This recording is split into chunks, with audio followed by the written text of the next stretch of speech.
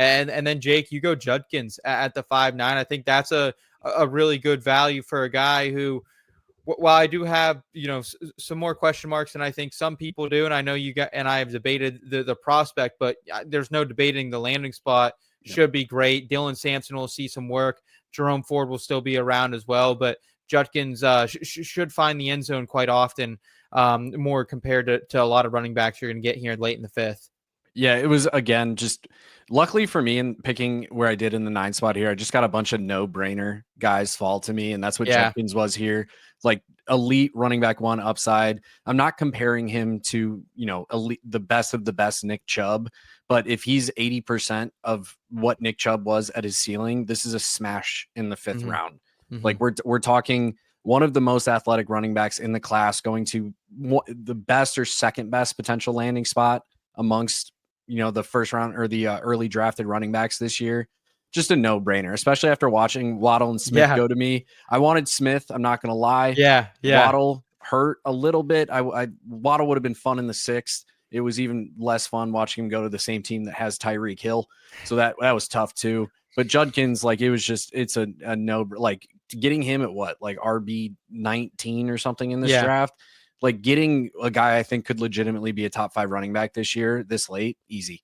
I go RJ Harvey at the 5'11", which I think is a steal for Harvey too. I think it's another guy who, unlike Judkins, I think we'll see quite a bit of pass catching work in this offense. We know Sean Payton likes to do that. Does have Jaleel McLaughlin that will see some targets. I'm sure that, the rookie from last year, Audric Estime, won't just completely disappear, but I think RJ Harvey's in line for a good role. So I love getting him there at the 5'11".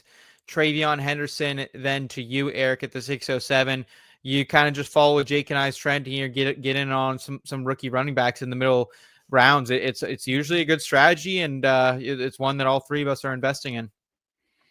It is, and this is where I will offer a public service announcement and then begrudge our humble host, Seth Woolcock.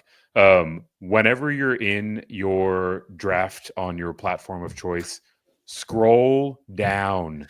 A lot of times, players like TreVeyon Henderson and Quinshon Judkins and RJ Harvey are buried in ADP until the system gets a number of drafts running through it. So don't just go off of the next 10, 15 guys that you can see on the list. Go out there, know who you're targeting, put them in your queue. Judkins, Harvey, Henderson, these are all guys that I think you could make a case for going 10, 12, 15 picks earlier than they did. Agreed.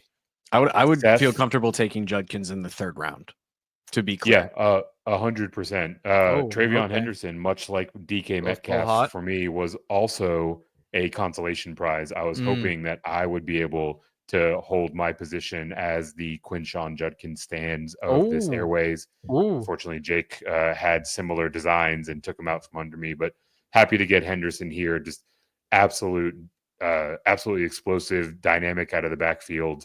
I think the conservative estimate is he walks in and has all of the 3rd down work available to him in New England. But given the age, given the inefficiency, given the fumbling problem, I wouldn't be surprised if we see him on the right side of the split with Rhamondre Stevenson pretty early on in the year. So happy to get him as my RB2 at this point.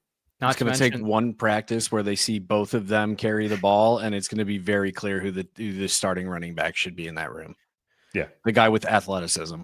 Not to mention draft capital as well with Henderson. So love that pick there.